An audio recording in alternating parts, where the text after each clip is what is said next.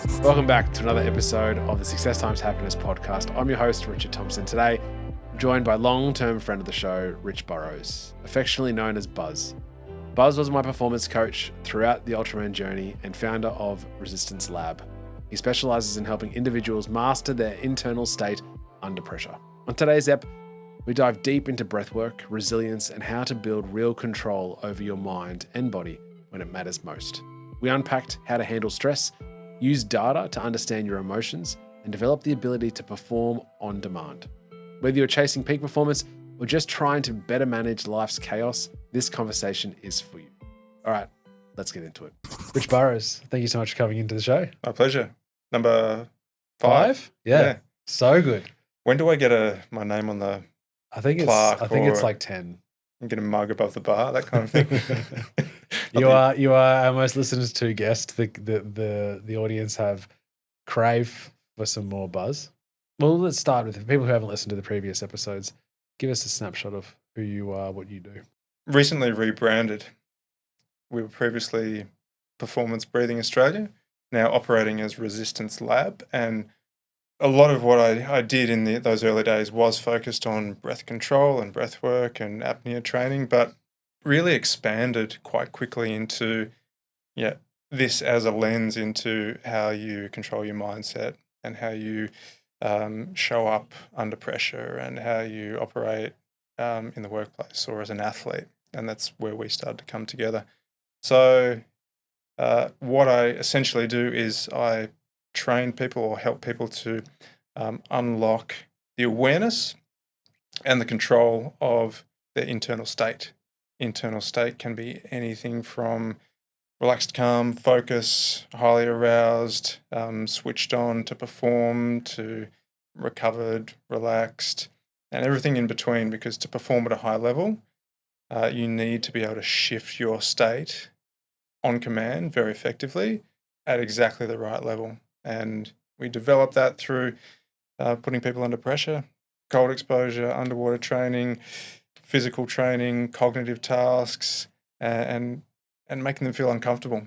Because when you apply a bit of stress and a bit of pressure and the right amount of resistance, comes back to the brand, that's where you grow. Like in my experience, and there's enough evidence to suggest that the more exposure you get to the resistance or to the hard or to that challenging exposure piece, the better you are, the more you seek from it, seek it out. Do you think that the ability, the idea that, I want to jump into a 2-degree ice bath, it's going to be cold, it's going to be hard, my mind's going to try to take over and get me out of there, but I can work through those emotions and breathe through it, hold the exhale and stay in there for 5 minutes.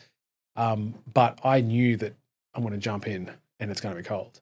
Like you almost are aware that this is going to occur. What would be your starting ground of priming someone or preparing someone to get ready for something that they're not ready for? That left of field, it's always going to happen in life, right? The rug's going to get pulled underneath you. And in my experience as well, it's still, we go back to day one at Ultraman or other events in life where you're like, I've worked so hard to hold my breath underwater or to do the sauna or the ice, I'm ready. And then you think you're ready for what you expect to be hard, but then something happens in life where you're not expecting that at all. And it's almost like for me personally at least, and I don't know whether this is just a sample size of one and I failed, but you miserably. Yeah, you just you go, this is the worst. I don't have an answer for this, and I've done all this training to be resilient, and here I am. Not. I don't see this as an opportunity. I see this as the rug getting pulled underneath me, and I'm in the corner. Do the tools still apply, even though you are well aware of what you're getting yourself in for, that resistance, or is it how else can we better adapt ourselves to be ready? The mistake with the tools is to see them as a moment in time, an intervention, something that we train, and then we go on with life as normal. I think you need to develop an approach which is more an ongoing practice, where you're not looking for the hard in everything because you don't want to beat yourself down, but if there's an opportunity to lean into the hard way and you feel prepared, you take it rather than, oh, I'll just wait till it really matters. If it becomes a way of life that, I hold myself to certain standards and all of the little micro tears in the muscle, for example, which make it stronger, you embrace those and you practice that mindset, that reframe, understanding, okay, if I want to be a better version of myself, this is the pay to play. There are going to be some scars. Let's wear the scars and see this thing evolve and develop over months and years. So, yeah, the really hard thing, the rug, might come when you're not ready, of course. And to think that anyone is bulletproof enough to not let that affect them, and to, like you were at that moment in time, to be thinking, there's no way through. I'm not capable. But to also accept that, those emotions are important, but they're not something which you need to let define you. And I think we've had discussions in the past as well when things get hairy on the home front, or you're feeling that pressure or overwhelm, what do you do with those big emotions? And I said, you feel them, and you listen to them, and you don't try and bottle them up and suppress them, but at the same time you don't get stuck in them. You don't get sort of bogged down by, I'm not good enough, or I'm. Yeah, is it a position to be very aware of your emotional state as a data entry, to say, well, that's interesting that I feel this way. It's not that I am that. Yep. It's that I feel that. And that's, I think, potentially a pivotal position to change. So you go, I'm anxious about something. Right? I'm worried about something that's going to happen in the future. That's just data coming in at this moment in time. That's not me defined. Yes. And then you go, okay, well, that's data. What does that tell us? And unpack it that way. Yeah, it's an observation, like you said, a moment in time, and you get an opportunity to reflect and perhaps peel back the layers of why I feel like this. What's the story beneath the story? Yeah. And only with that awareness can you then do something about it, rather than saying to yourself, I'm a person who experiences anxiety just because that's the way I am. That's not useful. No.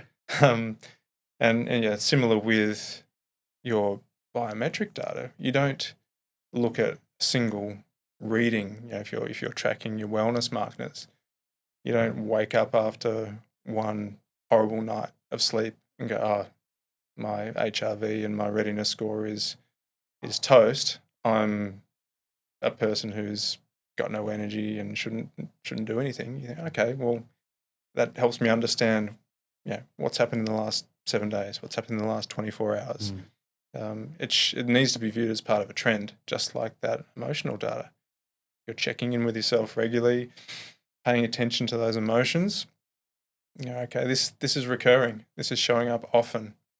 Maybe there's some work that needs to be done here, and that's potentially with counselling or whatever your modality needs are at the time. Yeah. It seems to be potentially an easier pathway for the masses to just identify that that's who they are, as against doing that work and saying, well, it's not like you almost bring it back to go, we are not anything.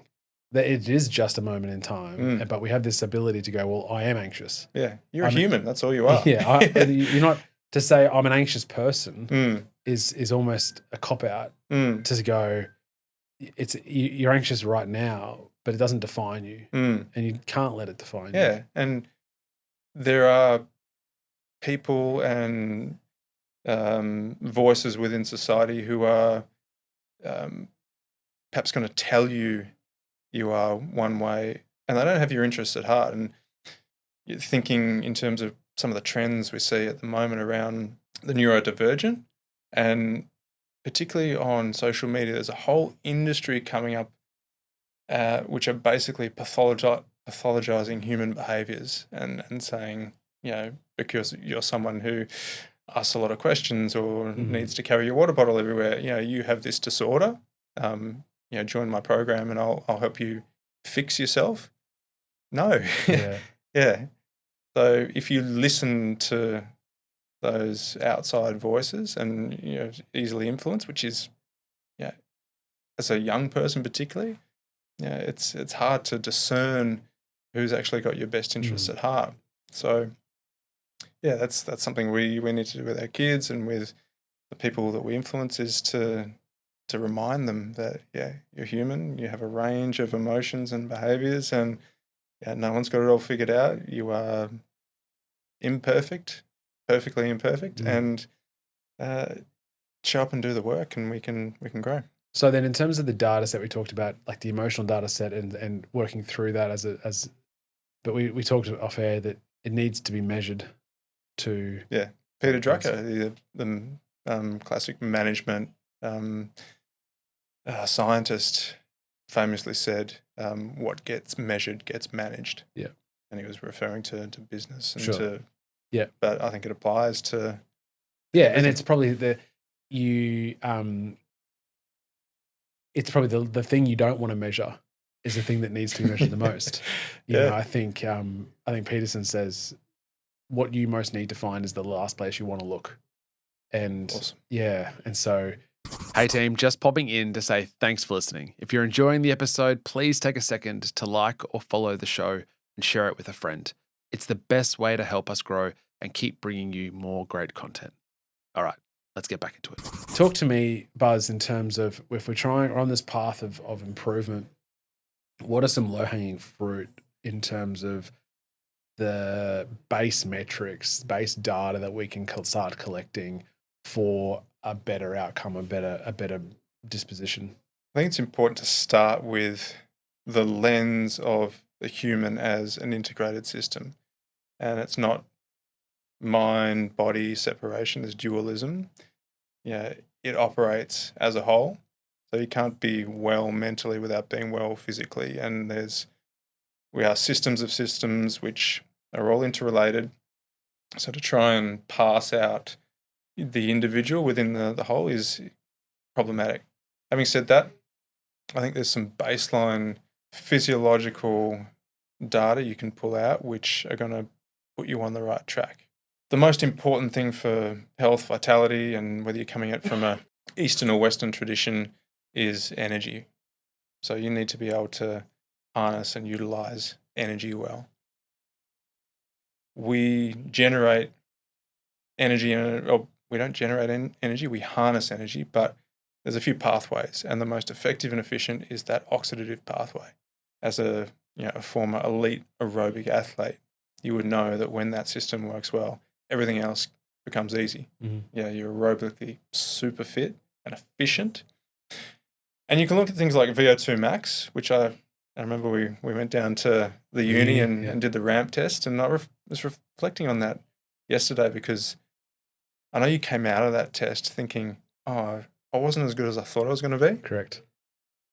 But I don't think the VO2 max is really the important or the gold standard for what you or the ordinary person really needs to pay attention to. It's more about how efficient are you and where is your aerobic ceiling? How much intensity can you put out? How much energy can you put out while remaining aerobic? So if you go for a walk down the street and your heart rate goes up to 90% of its max, fail. We're not efficient. If you're around about 65% and under, and you would have done loads and loads of your zone 2 work, that's where you build efficiency, and that has a massive flow-on effect to the density of your mitochondria, to the balance of your nervous system. So being aerobically efficient, that just means, do you go for long walks every day? Do you take the stairs? Do you get out on your bike? Rather than thinking exercise is something which happens in a 45-minute class where I get my heart rate as high as it can. No. So paying attention to that aerobic measure, and I've got to credit Brian McKenzie from Shift Adapt and I was on a webinar a couple of weeks ago where he went through a test of this measure, and really simple 20-minute assault bike test. And it reveals to people, rather than saying how fit you are, it reveals where your limitation is. Okay. The other really, really important metric that I would be paying attention to is your heart rate variability. For those who've never heard that term before, HRV, we're looking at the variation or the variability between individual beats of your heart and the way that that cadence changes. So, for example, if you had a resting heart rate of 60 beats per minute, your heart isn't beating like a metronome every second on the second. There's some variability to that. Yeah. It might be 1.1 seconds and then 0.9. Throughout the minute. Throughout the 10 minutes, throughout the hour. Exactly. Everything. Yeah. Okay. And the more... why does that happen? Why wouldn't it be a metronome? Well, we've got the influence of two sides of our autonomic nervous system, which are constantly pushing and pulling. Right. And when people talk about the nervous system as well and regulating the nervous system, for the most part, they're probably only talking about a very narrow band. They're talking about the autonomic nervous system, your parasympathetic, sympathetic, your rest, digest, fight, flight. The nervous system is your central nervous system. It's your somatic. It's your enteric. It's the interoceptive. So there's a lot more going on than just, these two branches which speed me up and slow me down. But they are really important for the homeostasis within the body. So why do we need to know about HRV? When HRV is strong and when you've got high variability, it means both sides of that autonomic nervous system are well calibrated. So my mind thinks that metronome's the better, but the metronome's not the better. Oh. You want variability. Metronome would indicate a very strong sympathetic tone, which means someone who's in drive mode. You're driving towards survival, threat identification. It might show up as being hypervigilant, which is okay in short doses. Mm-hmm. You got a big pitch meeting or you're negotiating a big property deal. You want to be on, but you also need the ability to come down from that and have what I call range. So it's not about always being calm and always being chill.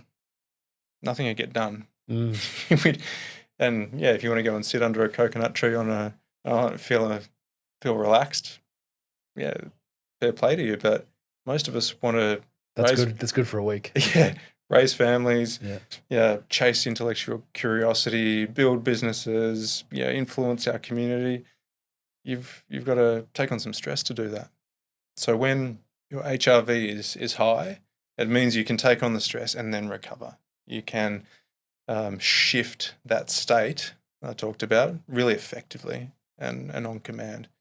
The two primary ones, if I'm taking on new clients, I look at three things at the moment. It's their aerobic ceiling, their heart rate variability, and their respiratory range as well. How well, particularly if it's athletes, how well does their breathing stay organised when we start to increase intensity? Right. The factors around that will influence those three markers. What does that look like? Biggest way to influence your HRV, quality sleep. Easier said than done, right? Yeah. I'm just going to go to bed at this time and wake up at this time. Well, if you've got ruminating on what's happening throughout the day, or an 18-month-old. Exactly, yeah. Which throws your circadian rhythm out of balance, which might throw your eating schedule out of balance. Eating on the run, eating late, eating the wrong things. So you can say, even with I've got the Whoop on, but you have the Apple Watch or whatever it is, tells you you've slept for 7 or 8 hours.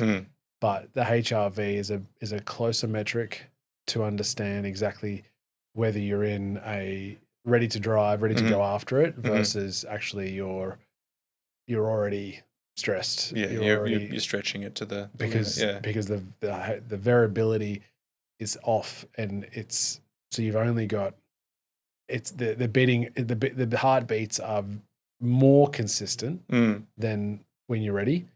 Yeah, I don't know. I'm a bit lost in terms of, is it because your body's if your body's tired, so it's then puts a priority on the heart to go equal? Or tell me, why is it if we're stressed or tired, why does the heart come back to less variable? Because it doesn't have access to the accelerator and the brake.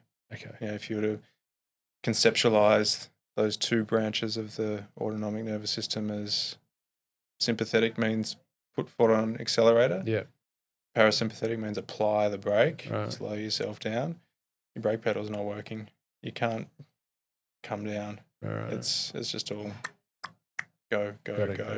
And not that life should be dictated by numbers at points in time, because if I'm training someone to adapt, we need to apply stress. So you would expect their HRV to drop. Then they go recover. Not, I'll do another 2 a day. I'll do another 2-hour run. And is the HRV data consistent through one's life, or does that effectively change? Yeah, it will drop as you get older. Yeah. Okay. Yeah. I've had clients in their 60s and 70s who have, it's very difficult to see any range in that. If you were to picture a waveform of a graph, which is going up and going down, the line, it might be a bit squiggly, but it's... But as you get older, the more variable, the less variable the heart gets. Absent of wearing a wearable, how do we start collecting the data? Without a wearable. Well, even that's obviously the I mean, that's the best place path to least resistance. Exactly.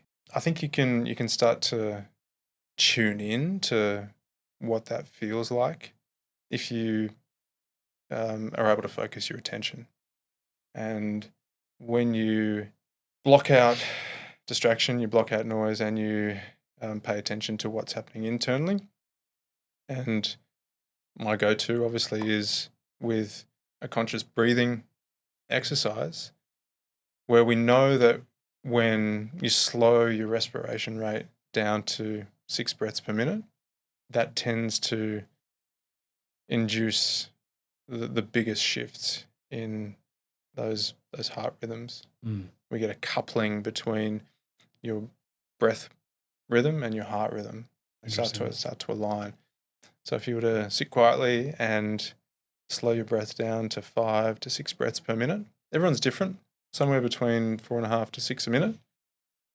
And if you can, even finger on the pulse or hand on the heart, and just notice, when I inhale, ticks up a little bit, and then when I slow the exhale down, we're activating the parasympathetic.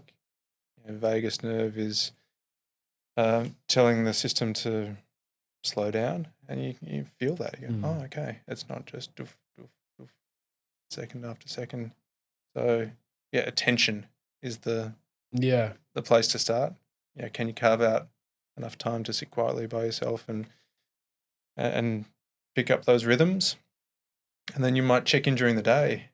Come out of a charged meeting or an intense period of work, go and sit quietly and notice the difference. I feel like I'm on metronome mode. How can I make a shift, get back to this more balanced, open up my range? And if you've got the wearable, let's say, and you can track it, I guess it's one thing to then say, yep, I had a shit sleep, or I've had a couple of nights of shit sleep, HRV is down, I'm probably not at my best, and accept that, as against, or then the next level is to say, is to make appropriate decisions whilst you're down. Because I think even personally, I'm like, that's cool, but I'm still doing the thing that I'm needing to do, whether or not HRV is up or down. This is what the calendar says. This is what we've got to do. Whereas one thing that was so funny, I mean, the Whoop thing's only sort of 50 days old or 40 days old, but it's like you can set a set an alarm, which is wonderful in a house full of kids who are asleep and a wife that's asleep when I'm getting up early to run. Give you a little it vibrates, vibrate, to wake up.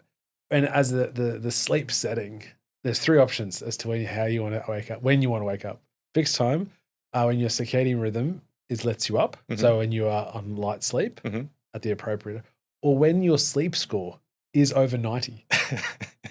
What sort of fanciful life does someone live who's like, I'll just wake up when I'm when I'll just keep waiting. I'll just lay here. I just keep sleeping until it's midday. 100, right? And you just go, I've missed those meetings, but God, I feel good. Yeah. But I guess the point that's a trade-off. Yeah. Right? But I'd love to live in a place where I have that freedom to go, I need to move some meetings because I'm not 100%, right? And that's where I get to as well personally. You say, well, and it's such a double-edged sword, Rich, because like when you are ready, when you're obviously your HRV is high and you're primed and you're ready and you do really, and you've done your movement, you're eating well, you're hydrating well, you're feeling good about yourself, you're only seeing the emotions as data and you can process them, you're sleeping really well, you're going to bed, you take on the world. But by virtue of that, and you dominate that for the period of time. And then you take on that world, whether that's for a week or 2. And then as a result of that influence, the way you show up and the best version of yourself creates this enormous amount of work and pressure, and the environment shifts because of the fact you've just inputted an amazing amount of energy. And then all of a sudden, whether it's growing your business or whether it's your family, whatever, but all of a sudden, like, you're back to your HRV being low, back to being tired, you're back to, because of your impact of when you were good. So I think there's a bit in the idea of when you are primed, maybe don't swing so hard and have a bit of control, because the utopia is being fulfilled, crushing and not coming down, needing necessarily to come down so significantly to recover. But also when you are teetering on that data set of, you might feel okay, but the data shows that you're proper cooked or you're getting cooked, is to ease off and put your pressure on the brake. You got to smooth out the edges. Yeah. And, maybe it's a case of when you are feeling primed, when you are feeling ready, being very, very deliberate and strategic about where you direct that energy, where you direct that attention to get maximum reward, rather than, I can do all these things, let me do them. What can I delegate? How can we make a decision which makes all these other decisions irrelevant? That's where the skill of... It's a real skill, because when you're feeling on top of the world, you want to do everything. You don't want to delegate. I can do that. I can do that as well. Give it to me. Hold my beer. And then all of a sudden you crash and you're tired and you're sick and you're out for a week. But smoothing the edges, I like that, because there is going to be ebbs and flows, but not to have a roller coaster. Bashing into the guardrails, one side or the other. Yeah, we want to work to widen the highway, and at the same time as swerve with better skill. Love that. And rather than the guardrails are literally on either side, banging in. Demolition derby.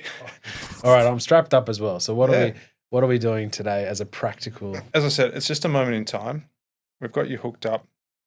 One assessment that I do, rather than just taking an HRV reading when someone is really relaxed and chilled, I'll take 2. One is when we're just having a conversation. I'll put a notebook in front of them and say, hey, just journal, write a to-do list, just your mind is occupied and you're not trying to consciously control your breath or calm down, and just see where your baseline is. All right, so I'm going to hit start the reading on that.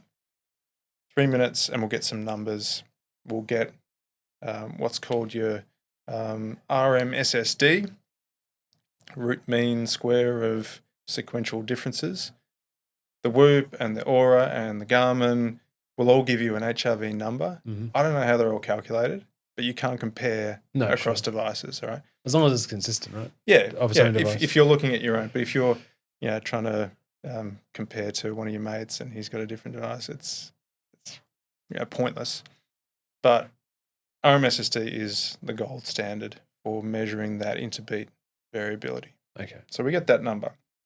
What we also get is a measure of total power, which tells us how much spread there is, how much range and how much energy is moving through its nervous system, which is also important because you might have decent variability, but it's within a narrow band. We want to be able to make big swings either way. And we also have a bit of a look at what's the difference between the highest heart rate number you'll show and the lowest, because again, if it's a really narrow band, we know that you don't have much range there. So we do that, and then have a look at what the baseline is. Yeah. And then we have a look at, all right, what's your ability to actually consciously influence that using that conscious breathing exercise I talked about. So once we've done this one and we get a bit of a sense of where the baseline is, we'll start again, and I'll guide you through just a slow breathing technique. And we want to see how much ability you have to shift on command, how much that power improves, how smooth that wave gets, which shows us, all right, we've got an ability, we've got capacity. And that's a good thing to have the ability, or is that absolutely? Yeah, nice. Well, it's the first time I've been rigged up in my own studio. Hopefully it works better than the university trip. Oh, well, I've never actually performed this kind of thing live, so no doubt it'll go horribly wrong. But just another 30 seconds. And it's just a regular heart rate strap, or is this particularly? Yeah, so Polar, I use the Polar H9, which is a pretty cheap strap. But what it's using is ECG. So you're using the electrical rhythms of the heart. That thing on your wrist, it's an optical sensor. Yeah. So it's looking at the way the movement of blood changes. So it's a downstream effect of what's happening at the heart. Usually pretty good when, particularly when you're sleeping or you're not moving, but try and do anything moving. 3 minutes is up. 3 minutes is up. Standard. Sitting in the chair, chatting to HRV 45, average heart rate 76. Like I ran like a 20K run at 76. Fit. So you can see there's oscillation there. It's going up and down around that mean of a normal graph. Yep. Of 76. Okay. Heart rate's going down as low as 67 and high as 89. So you got some variation there. Your RMSSD, 18.9. Okay. Got some normative scales. This would put you on the lower end at the moment. And what does lower end mean? We generally want to see 50 and above, and everyone's different. And you should only really pay attention to your own trends. Means I'm tired. Possibly, yeah. I can see that. The little yawns you were giving before probably a dead giveaway there. All right. Yeah. So just remember those numbers: 18.9, and then your total power was at 1,050, which is actually pretty decent. Okay. For baseline. So we'll go again. We'll fast forward in the pod. So effectively, the protocol is one breath every 10 seconds for 3 minutes. Yes. So in for 5, out for 5. Yeah, we'll go in for 5, out for 5. So I can guide you through that. We'll fast forward it, so no one needs to hear me breathe for 3 minutes, as much as that's riveting material. That's where everyone will tune out. Yeah. All right. You ready? Yeah. Okay. See you in 3 minutes, team. And time. Nice work, mate. Right. HRV's jumped to 65. Your RMSSD, which was 18, now 67. Wow. All right. Total power has gone from 1,000 to 12,171. All right. The oscillation range is huge. Max heart rate 91 beats per minute, min 43. So we're almost at just under 50 beats ranged. Range. Okay. Look how consistent and smooth those waves are. I fell asleep. I don't know whether you realised that. You said stay focused. Yeah. I fell asleep. I could see. I could see that you weren't getting the drop. Like, come on, mate. Back on it. All right. Yeah. Signal quality was good. Yeah, with that oscillation range, almost 48 beats. If it's over 20, that's really good. What's the oscillation mean again? Difference between high heart rate and low heart rate. Yeah. Power differential. We call this the resonance gain. If that's over a 2 times ratio, that's pretty good. you've 12x'd it. All right. Mm-hmm. You've got the capacity. You've got that latent capacity. Right. It's just your baseline is very different from what your capability to achieve is. Okay. Yeah, you've got range. So I've got enormous potential that I'm just not filling my shoes up with at the moment because I'm tired. Yeah, and the fact that we're having a discussion and I love it. Yeah, you're cognitively. Yeah, you're here hosting a podcast. Your cogs are spinning. You're not at your most. So that's not to say that I'm meant to every half hour need to slip into 3 minutes of breathing to get myself up. That just shows the potential, correct? Yeah. And the baseline shows where I'm at now as a point in time. Yep. But the breath exercise, that 3 minute protocol shows, and does that protocol would no doubt change as I age, as you grow, or if we were to do that tomorrow, the expectation would be that stays relatively consistent. I think relatively, all other factors equal. Yeah, sure. Yeah, obviously test myself religiously. It's really interesting how much thoughts and what's going on mental chatter, how much that impacts my ability to shift. So I might have a decent baseline. I might be, because of the lifestyle I have, and I get a lot of time outside, and I generally minimize stress. But if I've got something weighing on my mind from the solid baseline, there's not a lot. It's harder to apply that break. So you do the protocol, and there's not a huge there's not the difference. Nowhere near what you just did. But with a freer mind, with no stress, there's still the potential. Yeah, because your nervous system is wired for threat safety, right? And if I don't feel safe, and that can be a psychological thing, maybe it's a financial stress or a business thing that I'm waiting on. When's that money coming in? Should be in by now, and that's ticking over. I wake up in the morning and I'm checking the business bank account. And I'm like, what's going on here? Yeah, I don't feel safe internally. So, the physiology doesn't lie. So good. So good. Like, well done. I'm impressed. You've got about the potential. I think we knew you could be an athlete someday. Yeah, thank you. Probably just the ability to handle the balls in the air when I'm on. Yeah. It's like anyone really. It's your capacity to manage when you're on and you're you're feeling good. You're one of those guys who you're going for it. You're all in. But as I said, like the downside to that approach is that you do then go, oh great, give me more balls to juggle.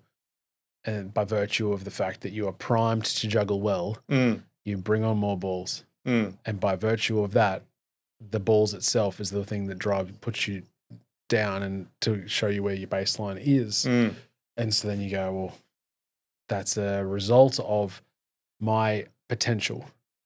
And so I don't know. I think I'm still a work in progress in how to manage that, because I'm also not someone to say I have the potential, but I don't want to juggle as many balls as I should or could, because I need to protect and boundary that and put a boundary up for my own self, because of virtue of the fact that juggling a lot of balls is exhausting. I'm every day of the week will say, give me more balls to juggle. Well, you got to pick up the right balls. Yeah, fair play. Yeah. That's probably the next episode. The next episode number 6 on its way to 10 with Rich Burrows is how to juggle the right balls. I don't know how to juggle. Maybe I'll learn between now and then. I think you do a fair bit as well. But mate, thank you so much for coming on. I love it. I love having you on. Everyone does as well, and to listen to it. And yeah, man, appreciate it. My absolute pleasure. And I feel like every time I do come back, time has passed and my curiosity has led me deeper into the rabbit holes, and certainly don't have everything figured out. And maybe episode 6, I'll have a mind-blowing revelation, and just on a journey, and really excited to keep learning and keep sharing and keep helping people along that path. Resistance Lab. Resistancelab.com is the place to go. Get it. Learn about building range. Love it. Thanks, Rich. Pleasure, mate. That was another episode of the Success Times Happiness podcast. Next time you're counting all the balls you're juggling, turn to the person next to you and tell them all about the show. It really means a lot. A huge thank you to Buzz for sharing his insights on performance resilience and mastering your internal state with such clarity and honesty. Here's to episode 6. If today's conversation inspired you, Please subscribe, leave a comment, or share it with someone who needs to hear it. It really means a lot. Until next time, peace.